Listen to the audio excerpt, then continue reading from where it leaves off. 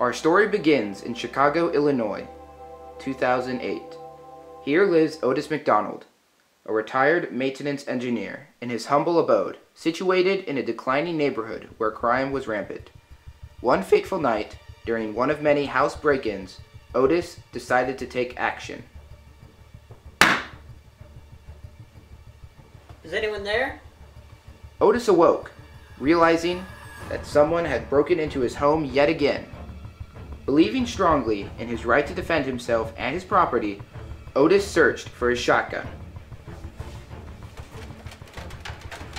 After locating it, while preparing to confront the intruder, he had second thoughts. It seemed a bit inhumane to blow someone's head off for petty theft. Then he had a grand idea. He decided that he would purchase a handgun for self-defense. Later, at the gun store.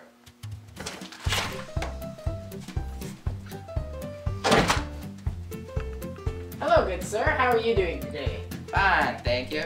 How may I help you? I would like to buy and register a handgun. Well, I'm afraid I can't do that. If it wouldn't be too much trouble, could you please explain to me why not? Well, you see...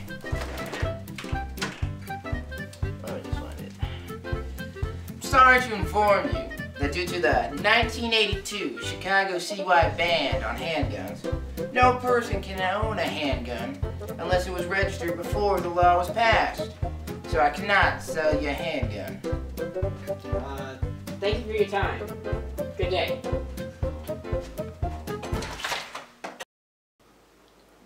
As Otis learned about the ban, he was confused and angry.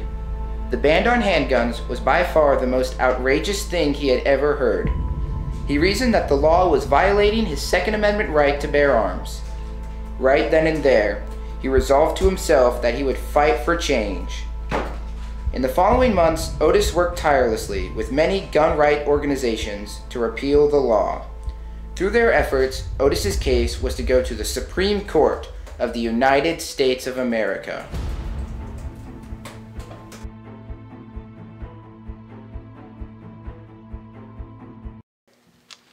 Fast forward to March 2010, when the many arguments of Mcdonald v. Chicago were being presented to the Supreme Court justices. Order in the court. We are here today to hear the arguments for the case Mcdonald v. Chicago. This is the issue. Does the Second Amendment apply to the states because it is incorporated by the 14th Amendment's privileges and immunities or due process clauses and thereby made applicable to the states? Support of the petitioner. You have the floor. In District of Columbia v. Heller, the court recognized that the right to keep and bear arms described in the Second Amendment applied to individuals.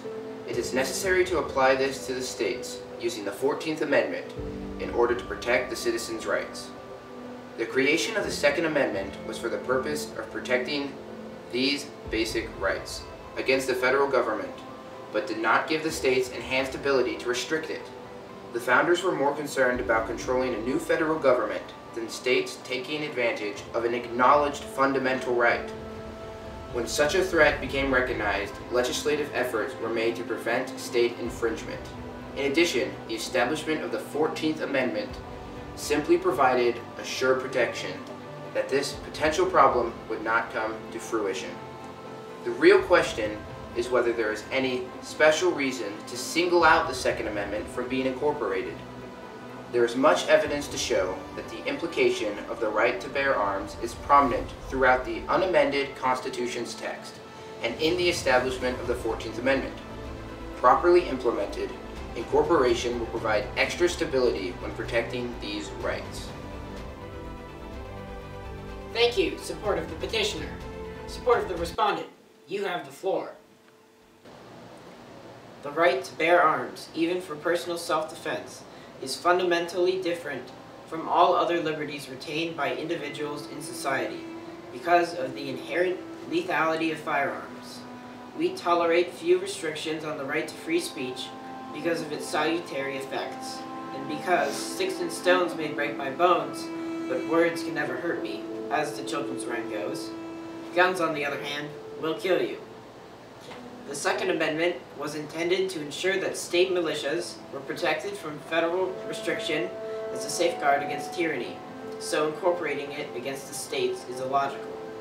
The other side fails to show that the Second Amendment would be incorporated under the Due Process Clause of the 14th Amendment, where the constitutionally enumerated right must be essential to ordered liberty to be incorporated.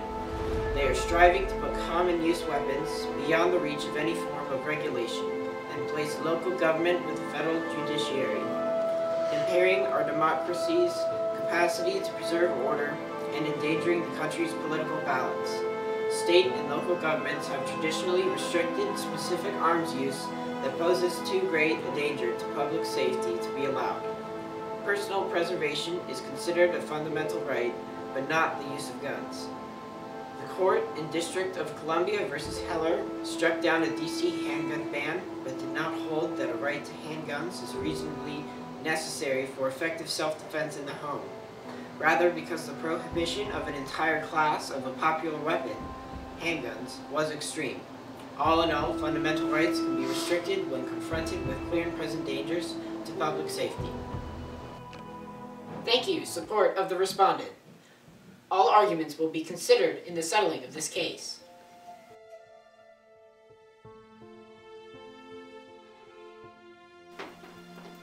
After many long months of waiting, the court's decision was finally released in June of 2010.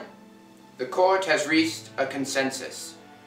In a 5-4 majority opinion, the Supreme Court reverses the Seventh Circuit, holding that the 14th Amendment makes the Second Amendment right to keep and bear arms for the purpose of self-defense applicable to the states. The court reasons that the rights that are fundamental to the nation's scheme of ordered liberty, or that are deeply rooted in this nation's history and tradition, are appropriately applied to the states through the 14th Amendment. The court recognizes in Heller that the right to self-defense was one such fundamental and deeply rooted right. The court reasons that because of its holding in Heller, the Second Amendment applied to the states. Here, the court remanded the case to the Seventh Circuit to determine whether Chicago's handgun ban violated an individual's right to keep and bear arms for self-defense. The court specified that the Due Process Clause of the 14th Amendment incorporates the Second Amendment right recognized in Heller. The court's decision in slaughterhouse cases has been long since decided. The appropriate avenue for incorporating rights is through the Due Process Clause. In dissenting, some members of the court disagree that the 14th Amendment incorporates the Second Amendment against the states. We conclude that owning a personal firearm is not a liberty interest protected by the Due Process Clause.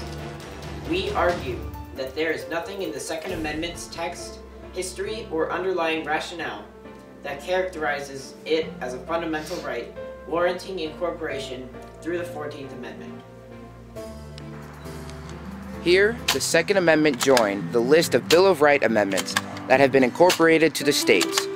Now, as a result of the Due Process Clause within the 14th Amendment, citizens of the United States cannot be deprived of their right to bear arms. Going back to our story, Otis's case was reviewed again by the Seventh Circuit. Over time, the handgun ban in Chicago was repealed and replaced with other requirements and restrictions that regulated the purchasing and ownership of handguns. Because of Otis's courage to stand for his beliefs, he enacted political change that enhanced the freedom of the people of this beautiful nation.